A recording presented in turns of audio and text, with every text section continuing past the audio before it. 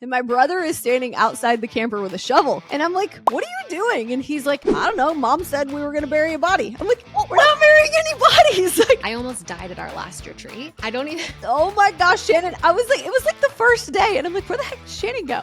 8 months pregnant with our third child and found out that he was having an affair. Have you watched the movie Limitless with Bradley Cooper? Yeah. Okay, so I'm taking the Limitless pill. We're back and we have some fun things to talk about today. So I had just posted on social media yesterday. I was like, come watch our podcast. It's like going to like a cozy cabin with your best friends and drinking wine or hot tea and like telling each other crazy stories and like laughing all night long. That's like what I feel like our podcast is.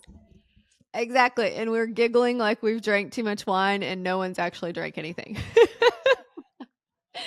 So what are we going to chat about today? I just recently launched a social media bootcamp, and I'm very excited because this is something I've been working on for a while now. And it kind of like came up because I kept getting questions from people of like, how do you do this? Or like, how am I supposed to know what to post? Or like, where do I even start? Like, how do I grow my business with social media? I'm scared to post, right? Like people have all these like fears. And so I decided to create this course to basically walk them through how to use social media to grow your business or your personal brand. And, instead of having to like try to figure it out all by yourself. I'm so excited for you. So when you and I first met, it was because you were interested in investing in RV parks. And I had an RV course. And the more I got to know you, I couldn't believe you didn't already have a product like this. Like, I'm totally shocked it's taken this long for you to decide you want to do something like that, because for those of you who don't know, Shannon is a coach in our women's mastermind, and she does so great coaching the girls on social media. Like, it's truly a skill set that you have that you get excited about, and you bring out like the best in people when you're doing it. So I'm so excited for you. I think this is going to help so many people who don't exactly know where to start. Yeah. Thanks. I'm super excited about it. So what was the process like for that? How did you figure out what to include? How do you know like where to put it, how to build it, how to market it? What's that been like for you?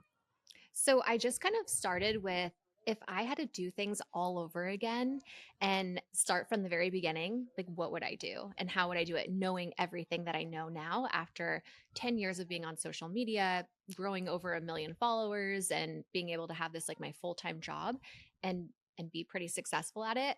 And so I kind of created a course like exactly where to start. So everything, like if you were brand new, like what camera gear do you need? What lighting do you need? How to hold your phone properly, overcoming fears of posting online. I think that's something, even with coaching the girls in the mastermind, with the one-on-one coaching I do for their social media to help grow their businesses and their brand, they're so scared to post, or they're afraid that their post is not going to do well. And so kind of walking them through how to properly do this, to come up with a strategy, because we don't just like post to post on social media, or we shouldn't be, because you can attract like the wrong audience. I feel like for me, when I first started social media, I made so many mistakes that I still deal with today. Like for instance, I'll give you an example. I posted videos that were like really crazy and like drama kind of, that had happened in my life. And I feel like when you post certain videos like that, you attract like a certain type of audience, and maybe that's not the audience that you want. And so in the course, I kind of talk about these mistakes that I made to hopefully prevent anyone else from making them, and how to target their proper audience, and also what to post, because everyone thinks like, oh, I can only post like what's in my niche. And I feel like that's a huge mistake. And it's something that like I even talk to Heather about all the time. I'm like, you need to post more personal stuff. Like we want to get to know you and your family and what you're cooking. Well, I think people get so focused on views that sometimes they forget that that's not the only thing that matters. And a perfect example of that is you need to know what your goal is. Why are you on here? And if your goal is, let's just use the social media course that we're talking about now. If your goal is to like sell a social media course, which clearly that wasn't your goal because you started like 10 years ago.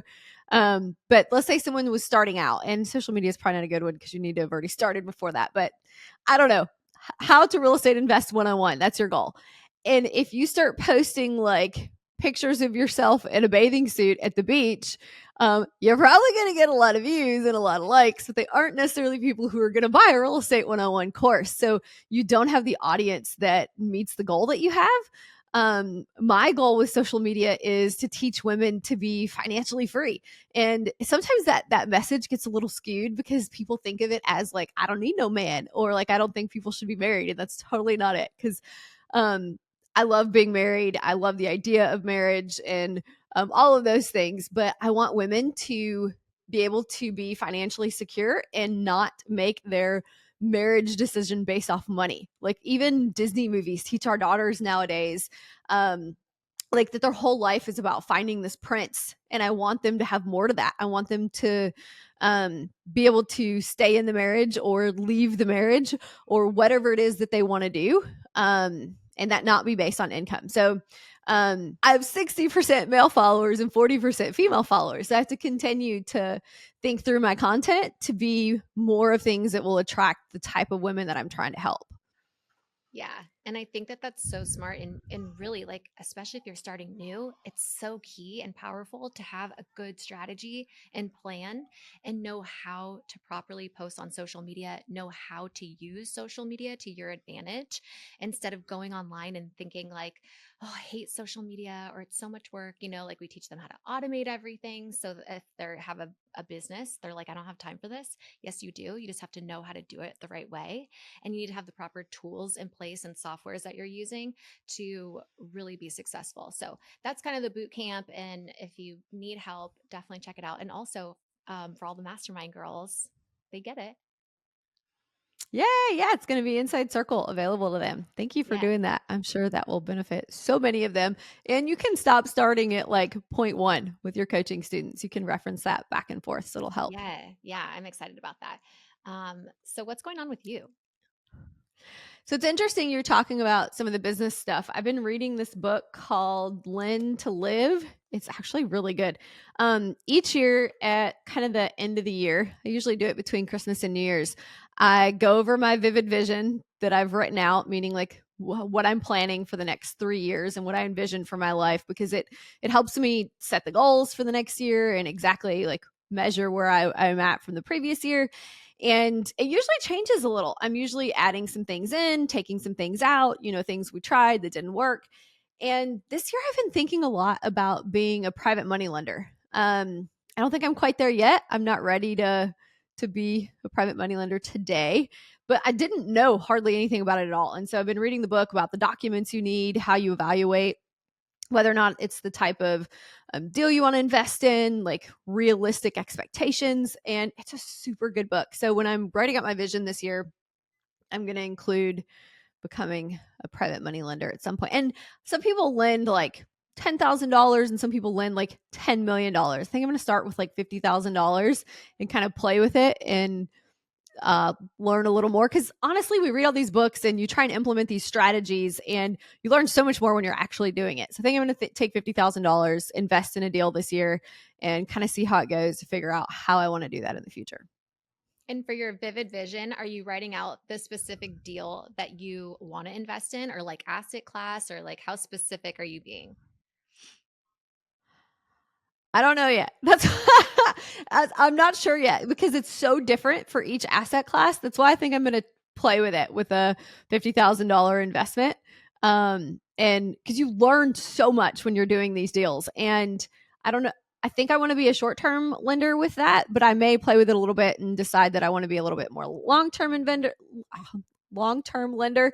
And you can be debt, you can be equity. There's so many different ways to do that I want to play with it a little bit and see how it actually works out. And I think having the group of women we do for the mastermind is a good opportunity too, because a lot of them have a lot of skills, but they're newer into being an entrepreneur than I am. So maybe they need that partner or that lender, and it'd be a good way to partner with some of the girls in the mastermind. So, do you know what an angel investor is? Nope, Me kind of. neither. No, I don't either. Some, it's somebody. Okay, let's Google it before I start guessing. It's somebody Okay. who invests money into companies, though. Right. And isn't it like they don't Angel really do anything? They invest. kind of just like the reason I love Shark Tank. Do you watch Shark Tank? I watch my dentist play Shark Tank, so every time I go to the dentist, you're watching Shark Tank. So I don't have TV, but whenever I go to like my mom's house, she has like Shark Tank on, and I love that show. I think it's so good. And so I'm trying to think, are those angel investors? And if So it's an I think the Shark Tank people seem to be more involved. To my understanding, angel investors are normally people who they like provide capital to the business, but I don't necessarily know that it's always like Shark Tank seems to be like, we're going to bring the manufacturing side of it. And like they tell all these other ways they're going to help. So they seem to become like true partners, not just money. right. But it's also different each deal, right? They're offering people different things. Yeah. But Googling angel investor, it says an angel investor is an individual who provides capital to a business or businesses, including startups, usually in exchange for convertible debt or ownership equity. Okay, yeah. So like when it comes to being a private money lender, is that kind of the same thing? Or they just call it a private money lender in real estate? And then angel investors more just like businesses. I think part of it, there's so many different ways to invest. And we were talking about this week at the retreat. They use the word so interchangeably, whether we're talking about private money, we're talking about um, raising private money, we're talking about hard money, we're talking about syndications and funds. A lot of times when people are talking that through, they literally use the same words for all of it, and they actually mean quite different things. There's a really great book by, it's always a book, y'all. There's a really great book by Matt Faircloth called Raising Private Capital. And it really walks you through, like, because there's a lot of legality behind it too. And you need to make sure you're not going to like end up in jail. So, Matt's book really walks you through like how to do all that stuff legally and making sure you're protected, your investors are protected, and really like how to get people to invest with you, because it's not only the deal that they're looking at, they're evaluating the people themselves. Like, what are your skills? What's your track record? What have you done in the past? And so they're not just, when as us as real estate investors, we're evaluating the deals, but when you're a private money investor or you're investing in a syndication or a fund, oftentimes you're evaluating the general partners or the people who are going to be working on the project, the Got team as a whole. it. Very cool. Speaking of the retreat, I almost died at our last retreat. I don't even Oh my gosh, Shannon. I was like, it was like the first day, and I'm like, where the heck did Shannon go? So let me tell you what happened. It's funny now, but it wasn't when it happened. So I take a caffeine pill every morning instead of drinking coffee because I feel like coffee takes too long and I need the caffeine. So if I just like take the caffeine pill, it's faster. It saves me time. So I took the caffeine pill, but then I knew at the retreat it was going to be a long day of like speakers and I wanted to make sure that I wasn't going to be tired. So I ordered a Starbucks, a $20 Starbucks from DoorDash to the hotel. And I was tired when I was doing the order. And so I put accidentally 4 pumps or 4 shots of espresso instead of 4 pumps of vanilla. Like when you can do it on the app. I don't know if you've DoorDashed Starbucks before. Yeah. Probably not. You're an idiot if you Yep. DoorDash Starbucks, but um, Yep. don't be like me. But I Sometimes the time that it takes you to get there, like the Starbucks line is legit in some places. it So is. the It's 20 really bucks that instead of me standing there for 45 minutes is better.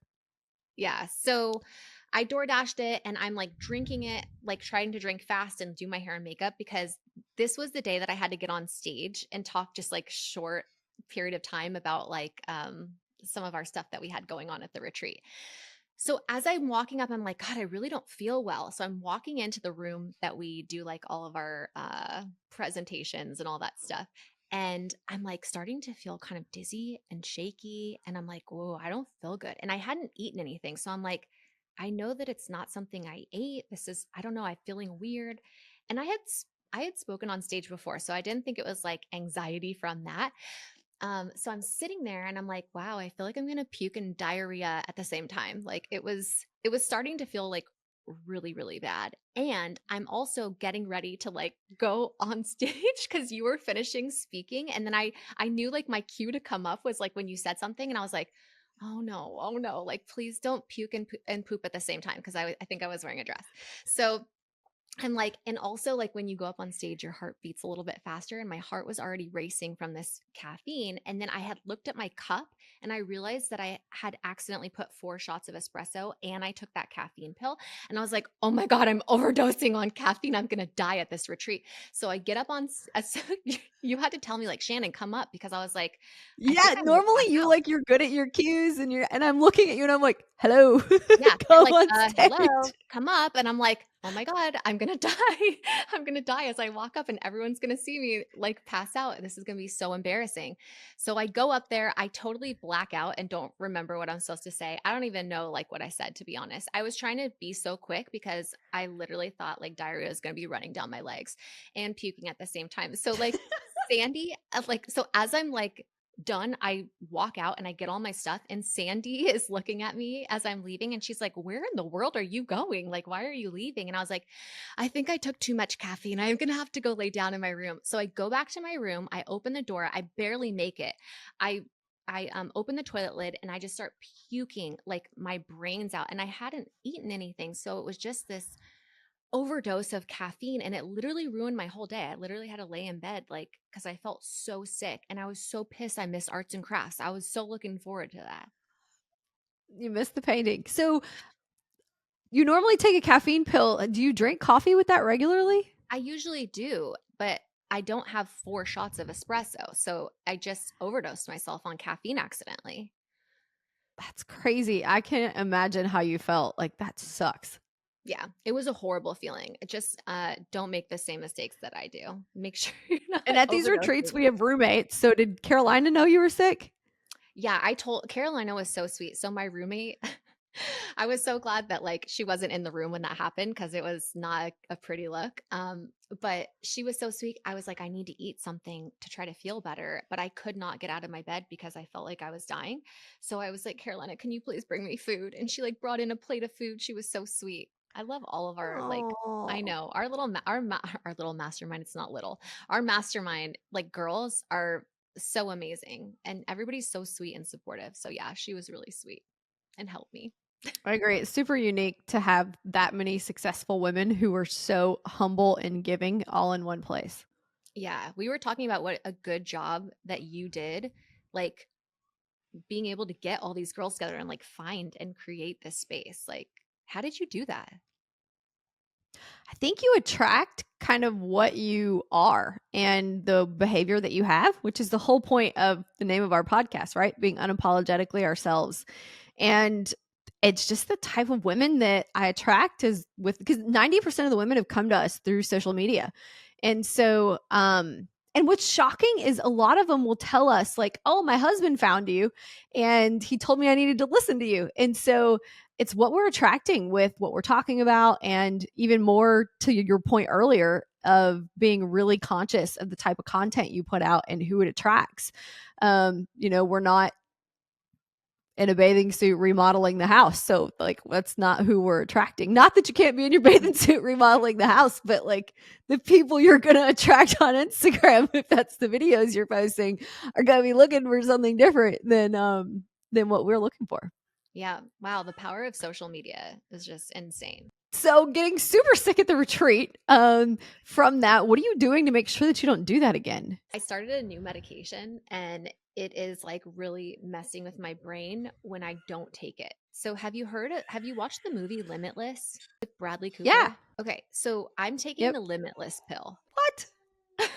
So you have to look it up. Google it right now. It's called Provigil What's or it called? modafinil. Okay, type in MOD moda Prenil. AFINIL, modafinil. So it's AFIN. originally used as Yep. a narcolepsy drug, but it actually helps improve your cognition, your focus, your memory, because mine sucks. So, like, I actually really need it, because as you could see, like, when you were just talking to me, like, my brain is broken. So my doctor, my Yeah, psychiatrist. it talks about it being a treatment for daytime sleepiness, excessive daytime sleepiness. Yeah, but if you look it up on TikTok, all of these people are talking about how it's like the real life limitless drug. And it actually really helps people significantly to do better than everybody else. So, um, obviously, that's the off-label use, but its main use is for narcolepsy. So when I don't take that medication, I just started it like a couple days ago, but when I don't take it, my brain is like, does not work. And then I take it, and then once it kicks in, I'm like, okay, I feel normal now. I can hold a conversation. Have you read through the list of side effects for this? It's like I try not to. I know like the main one is like, hallucinations, wait, what is it? hallucinations, chest pain, swollen lymph nodes, trouble breathing, I feel like itching that's the of the side effects tongue. for those are the side effects for like every drug, right? But anyway, because I have all these like health issues, I decided that I'm going to start implementing three new things to get healthier. So the first one I'm going to do is start drinking way more water because I do not drink enough water.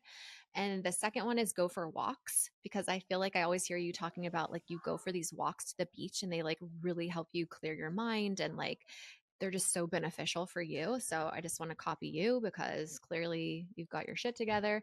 And then also meal prepping. So I suck at cooking. I see you get on social media on your Instagram stories and you're cooking from scratch all these meals. And I just honestly, I don't know how you do it. I hate cooking. Like, I really dislike it. I like to bake like bread and treats, but I don't want to cook food. And Doesn't Travis honestly, cook? I thought Travis cooked. so Travis cooks and he's really good at it. And if it weren't for him, I would probably starve to death. So I asked my husband, pretty please, will you meal prep for me? Because I need to just have my food ready to go in the fridge. I just pull it out and then, pop it in the microwave and I'm good to go. Because I wait until I'm absolutely starving before I think of food. Yeah, So having, go so ahead. we have the opposite problem. If I don't have that meal prepped and stuff like that, I end up eating junk because I'm so hungry. And then my husband and I were talking about this yesterday. Like some people are naturally thin, and like if you don't eat, you just get skinnier and skinnier, and then that's your problem. And then some of us, like we can look at a potato chip and we gain 20 pounds, right? So him and I have the opposite problems. He like gets super skinny, and I just blow up like a balloon. So I start a long time ago. I had to learn to keep stuff made. Otherwise, I couldn't maintain a healthy weight.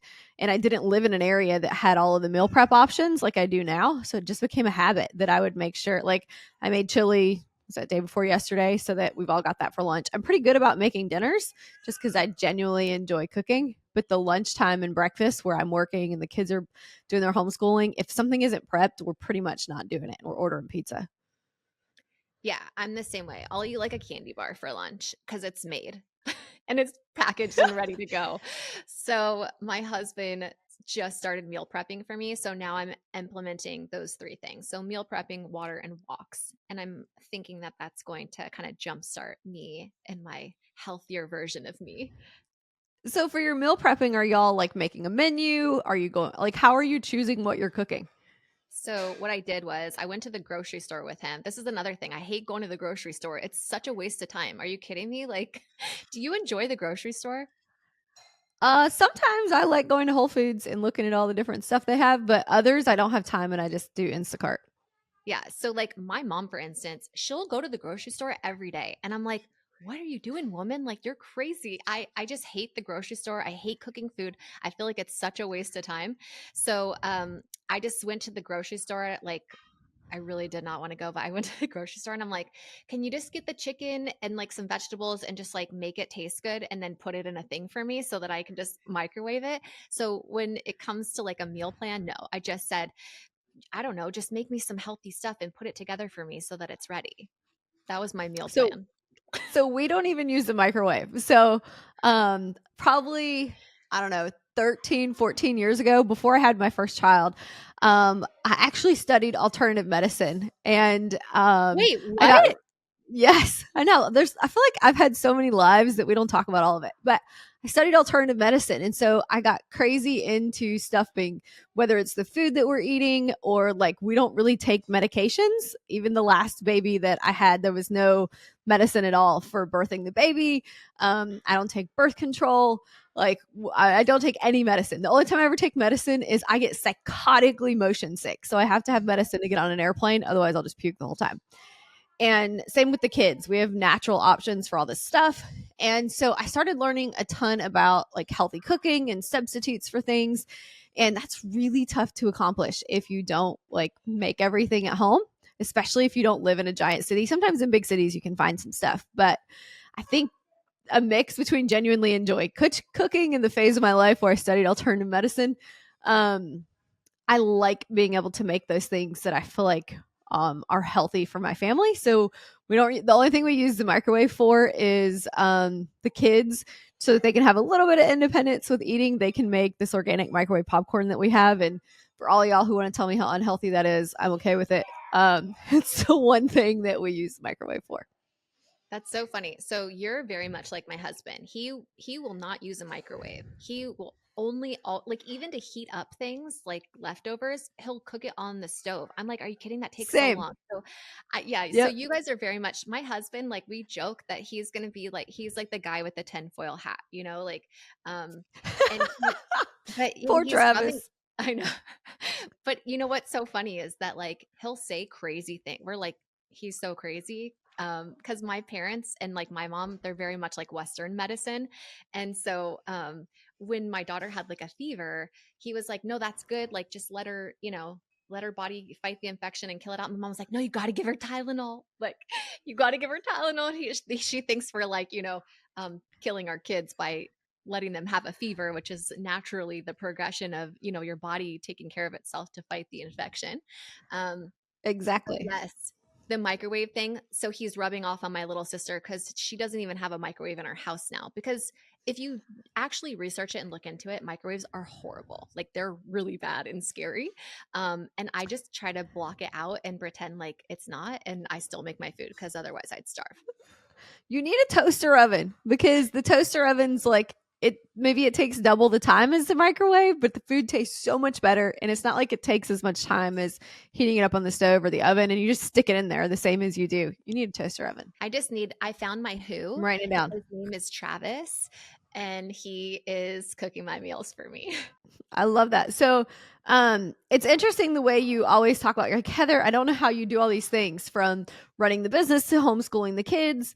You're cooking all this stuff from scratch. And it's actually interesting because I don't want women thinking like Heather's trying to be the superwoman and do all this stuff. Um, Now that we have a fourth baby, she's like 3.5 months old at this point. I am really struggling to do all of the things that I normally do and keep up with the laundry and all this stuff. So, we have actually decided that my husband is going to be a stay at home husband, which was a tough decision, y'all, because he has a doctorate and he's a physical therapist. He has so tons of years of college and he genuinely loves his job.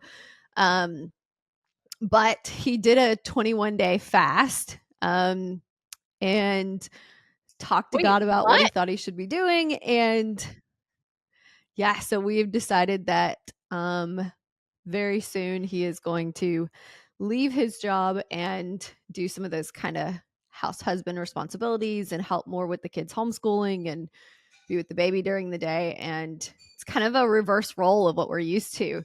I will continue working and being the income provider while he's supporting on that side. And I genuinely could not do all of this stuff.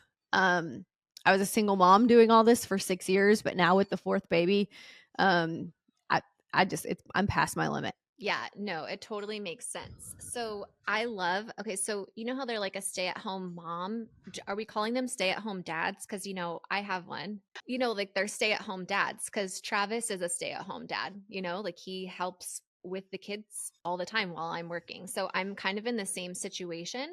He's also, a highly educated college graduate who left a corporate job. Well, actually, he got fired, but that's another story. You know that he got fired because of me.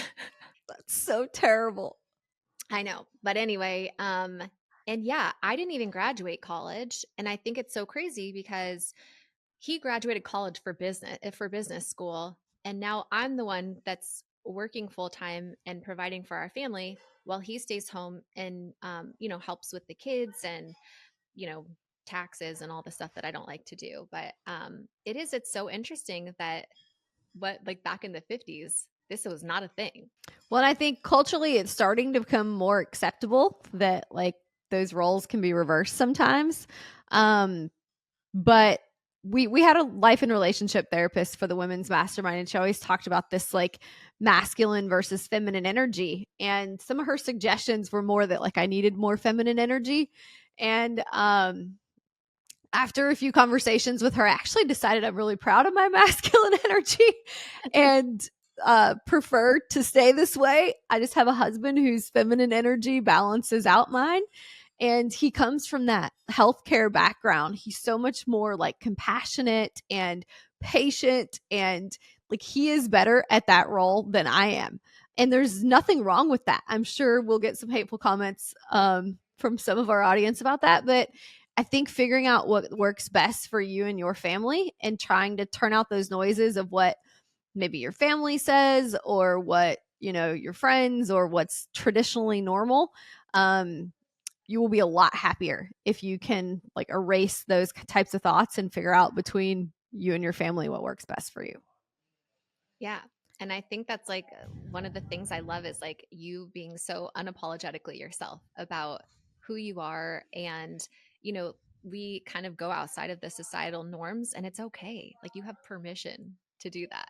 Also, I'm curious, do you think that, so I have when you and your ex husband were together, um, were you the main provider then or was he? It changed throughout our relationship. So in the beginning, when we got married, he was a race car driver and he was traveling all over the country, like 200 days a year.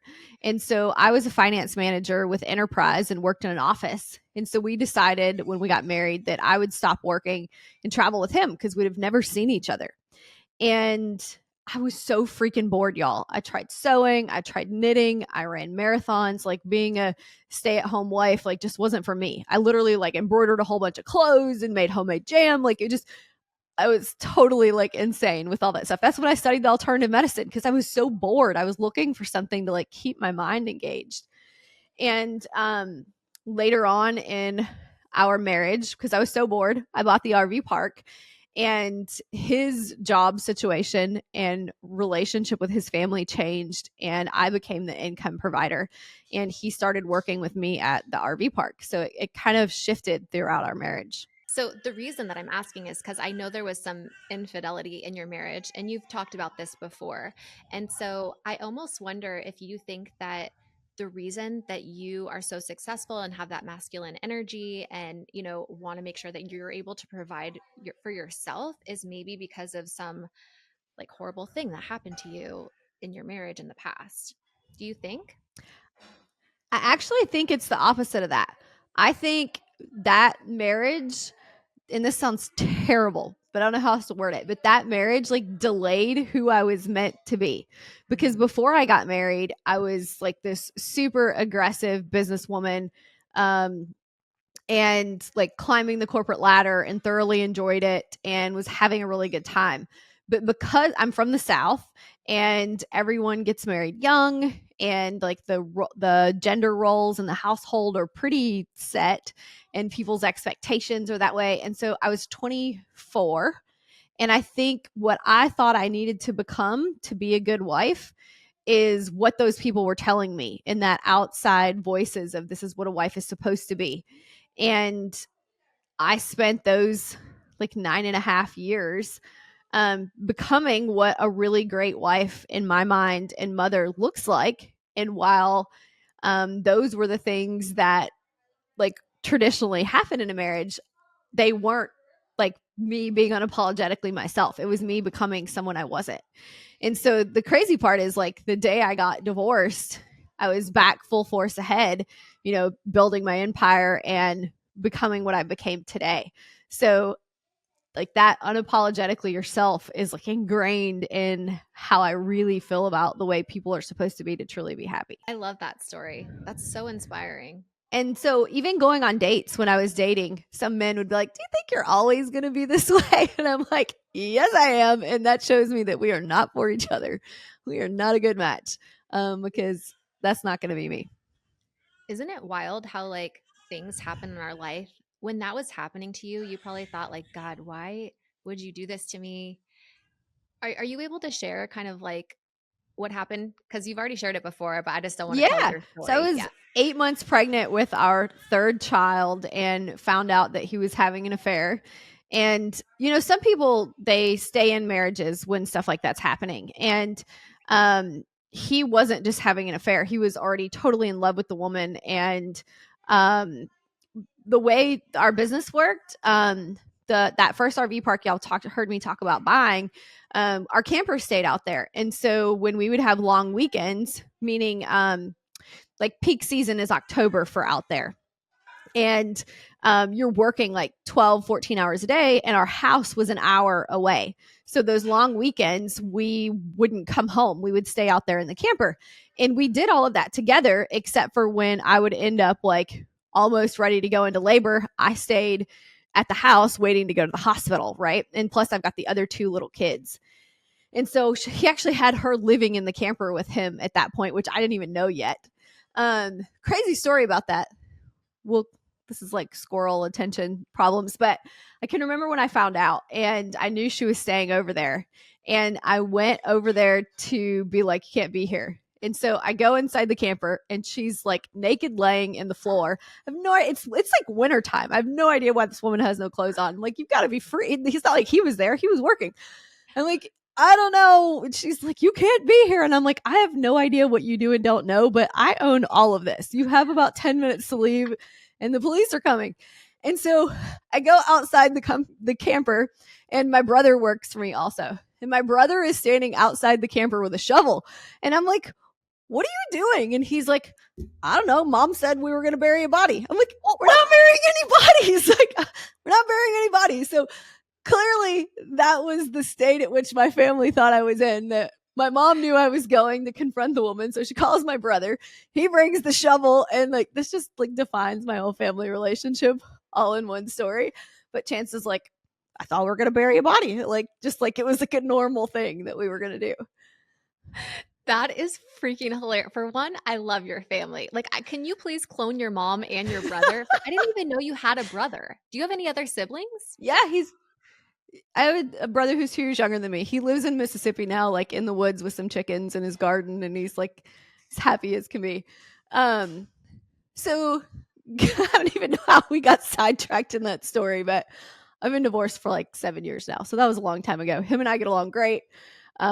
He's more like a relative at this point than anything. And I'm grateful that we get along so well and there's no drama and no fighting. And he's still with the woman he had an affair with. Oh, no way. That is crazy. That is Yep. literally a crazy story. But I feel like, man, God really has plans. Like, you know how everyone says, like, we make plans and God laughs, because here you are thinking, oh, I married like the love of my life and we're starting this amazing family and we have this cool business that we started.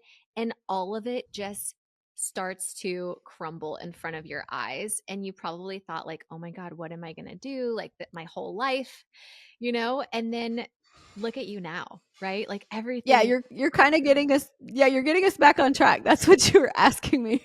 Is how I was feeling during that. And you're right. I was feeling like, why, God? This is supposed to be the one man who isn't supposed to treat me that way. And I literally thought he was my best friend and was totally devastated. Like, devastated isn't even a strong enough word for how I was feeling. And I was thinking, how am I going to raise 3 little kids by myself? Like, I never planned to be a single mom. I don't think anybody does.